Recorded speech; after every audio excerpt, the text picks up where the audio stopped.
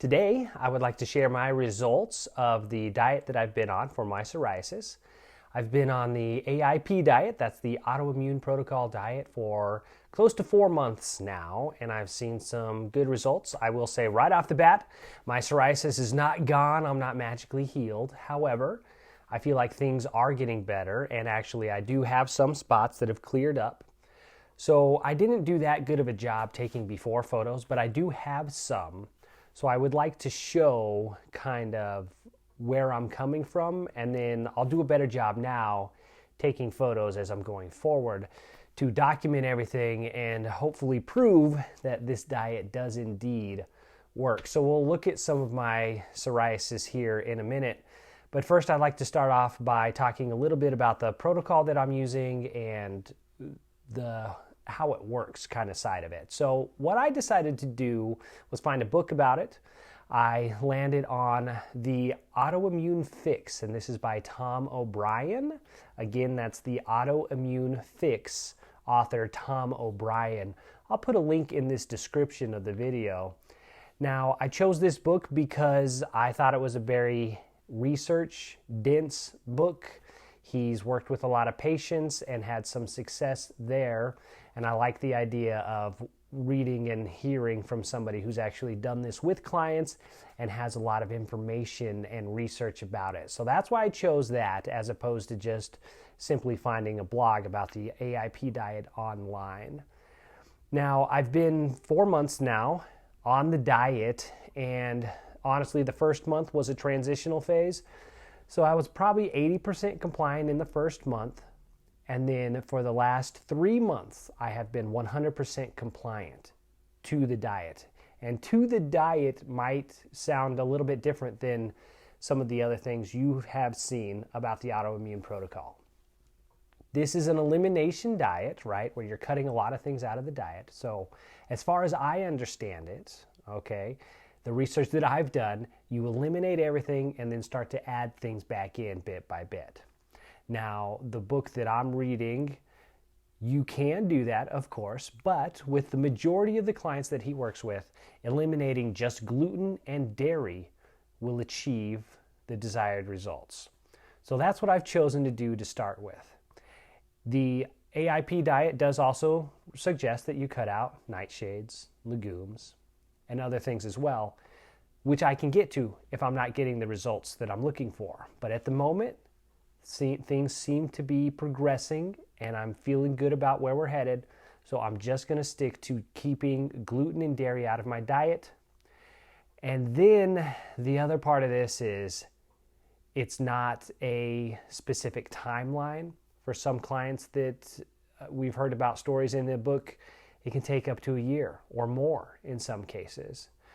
So I've accepted that fact that this is my new way of eating, and I'm just going to be on this diet for a long time, and I will continue to assess and reassess as I'm going along.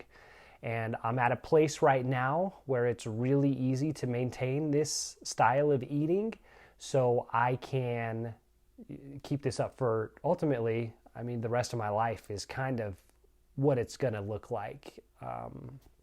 You can listen to the book and they'll describe it a lot better detail, but basically it comes down to the gut. My gut is out of whack, and it's presenting itself in different ways for different people. And in my case, and possibly in yours as well, psoriasis is how it's presenting itself. Now again, you can get a more poetic description of that, a more scientific and better explanation by checking out the book. So I'm really happy with where I am. And if I can, I'd like to describe and tell you about the results that I've had. And then I also had some questions that were posted, and I will answer those questions as well. So first of all, let's look at my results here. The most surprising thing, and the thing that I'm really happy about, is that I've lost 35 pounds. And that is a lot of weight. In the past 4 months, I've lost 35 pounds, so I'm very happy with that. I feel really good as well. I've got more energy, I'm not lethargic, and I wasn't really lethargic before, but I'm feeling more energetic, and I pop out of bed bright and early in the morning, and it's not hard to wake up in the mornings. So some spots have reduced in places. So I don't know if the camera's focused there on my arm, but I had 3 larger spots, and I do have a before photo of that have significantly reduced. However, there's a newer spot right here that has popped up in the last 2 weeks. So while I am getting some reduction, I'm still having new spots pop up. And this spot has been a trouble spot for about 1.5 years now. So I'm really excited that that's actually going away, because everything else I can really cover, and I'm lucky to not have it on my face or neck, so I can really cover most of my psoriasis. The redness and flakiness has reduced as well, and the biggest thing for me is the pain and the itch is gone.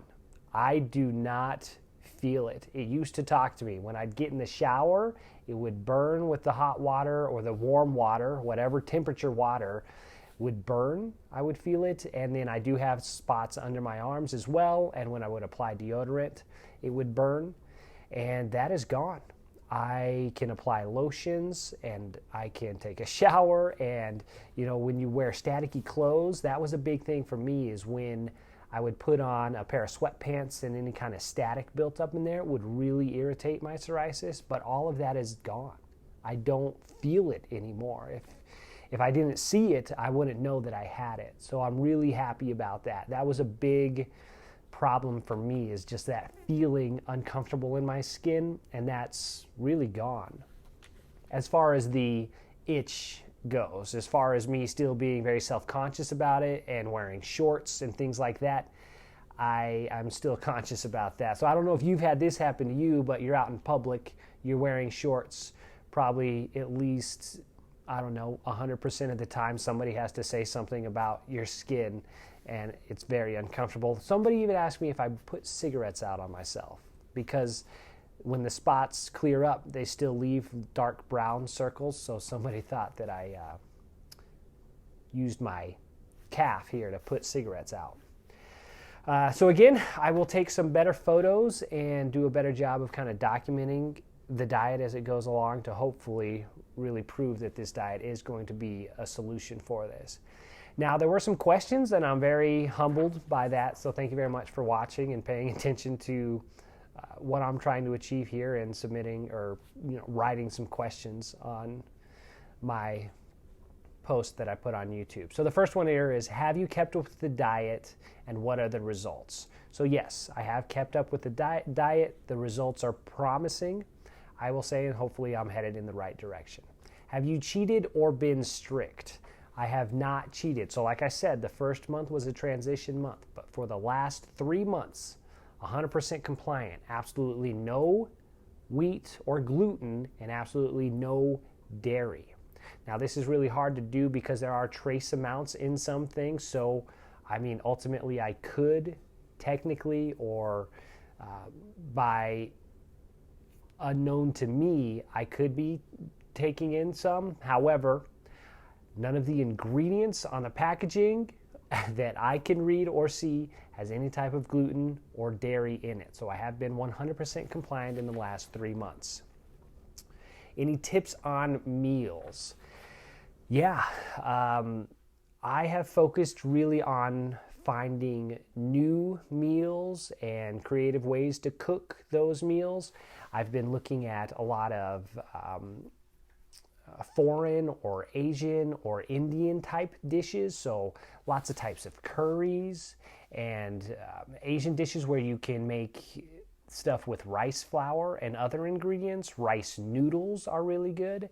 And then a lot of things are gluten-free. So I've been dabbling in that. So your gluten-free breads or donuts or any kind of starch. I've been electing to choose the gluten-free, but I'm not really focused on that. What I focused more on is trying to eat fresh meats, vegetables, and produce. So avoiding the pre-packaged stuff and not trying to find options that are made gluten-free, but rather going the whole foods route and doing a lot more cooking at home. I've focused a lot on looking up either Whole30 meals, because a lot of the Whole30 meals are AIP as well, depending on whether or not you're going to cut out those nightshades. But for me, Whole30 meals are all gluten and dairy free, as I understand the Whole30 diet, because I think they cut out wheat, sugar, and dairy. So, of course, look at those if you're looking up Whole30 meals.